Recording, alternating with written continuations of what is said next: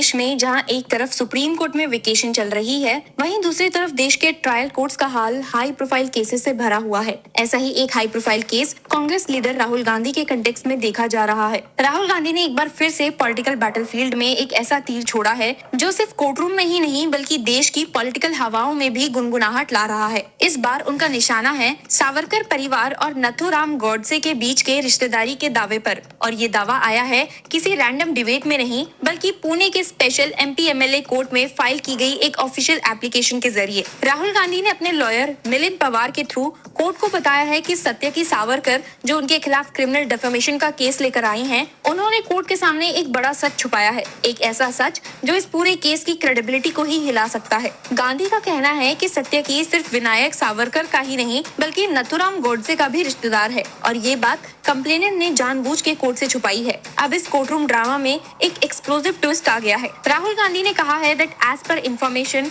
His Satyaki's mother Himani is originally and by birth from Godse family. In spite of this, the complainant has deliberately, systematically and very brilliantly avoided and suppressed to disclose the family tree from his maternal side. Rahul Gandhi ने further clarify किया है कि सत्यकी की मां हिमानी नथुराम गोडसे के भाई गोपाल गोडसे की बेटी है।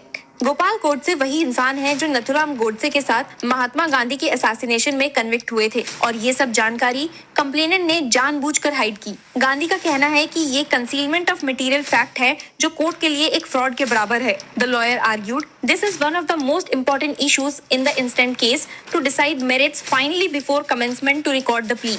The suppression or concealment of a material fact from the court is a serious issue considered as a fraud on the court and can lead to either dismissal of the case or denial of a relief. तो क्या ये defamation case एक personal vendetta का हिस्सा है? क्या complainant ने political intent से अपना गॉड से कनेक्शन छुपाया? राहुल गांधी कैंप तो इसी नैरेटिव को सामने ला रहा है। उनका कहना है कि अगर कंप्लेनेंट खुद महात्मा गांधी के किलर के खानदान से हैं, तो उनकी नीयत पर सवाल उठते हैं। राहुल गांधी ने सावरकर पर भी डायरेक्टली अटैक किया। उनका कहना है कि कंप्लेनेंट ने ये भी नहीं बताया कि विनायक सावरकर खुद भी महात्मा गांधी की हत्या के केस में को-एक्यूज थे और सिर्फ सबूत की कमी की वजह से एक्विट कर दिए गए। गांधी कहते हैं that the complainant has deliberately suppressed the fact that Savarkar was also a co-accused in the murder case of Mahatma Gandhi but was not convicted, rather acquitted for want of proper evidence. यहाँ से बात और भी गर्म हो जाती है जब राहुल गांधी ने अपनी एप्लीकेशन में सावरकर और गॉडसे की आइडियोलॉजिकल लिंक्स का जिक्र किया है। गांधी ने सावरकर को टू नेशन थ्योरी का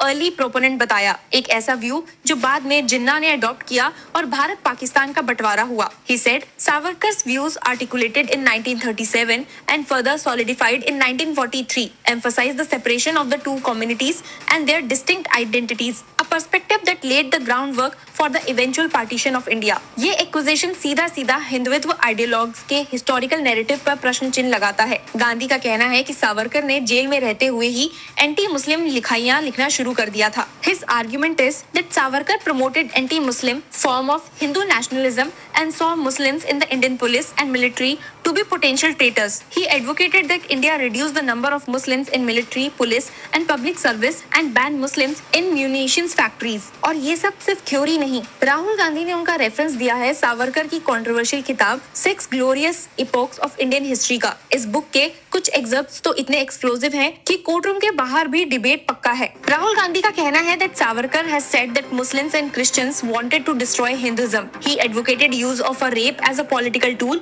and accused Muslim women of actively supporting their men's atrocities against Hindu women. He had also written that young and beautiful Muslim girls should be captured, converted and presented to Maratha warriors as a reward, just like Muslim ruler Tipu Sultan distributed Hindu women among his warriors. Gandhi ने ये सब highlight इसलिए किया क्योंकि सत्यकी का main contention ये था कि राहुल गांधी ने लंदन में सावरकर पर एक कमेंट करके उनका अपमान किया है। गांधी ने वहाँ बोला था कि सावरकर ने अपनी बुक में लिखा है कि उन्हें और उनके दोस्तों को एक मुस्लिम लड़के पे असॉल्ट करके मजा आया, और यही बात डेफेमेशन केस का बेस बनी। लेकिन राहुल गांधी का कहना है कि अगर हिस्टोरिकल रिकॉर्ड ही ये बता रहा है कि सावरकर ने खुद कंट्रोवर्शियल और कॉमनली प्रोवोकेटिव चीजें चीजें लिखी हैं, तो उनके व्यूज को कोट करना डिफेमेशन कैसे हुआ। इस एप्लीकेशन के आने के बाद स्पेशल जज अमोल शिंदे ने अब सत्यकी को कहा है कि वो गांधी के एलिगेशंस का रिप्लाई फाइल करे। यानी अब कोर्टरूम में एक फुल ब्लोन आइडियोलॉजिकल क्लैश होने जा रहा है, जहां गांधी वर्सेस सावरकर सिर्फ नामों तक सीमित नहीं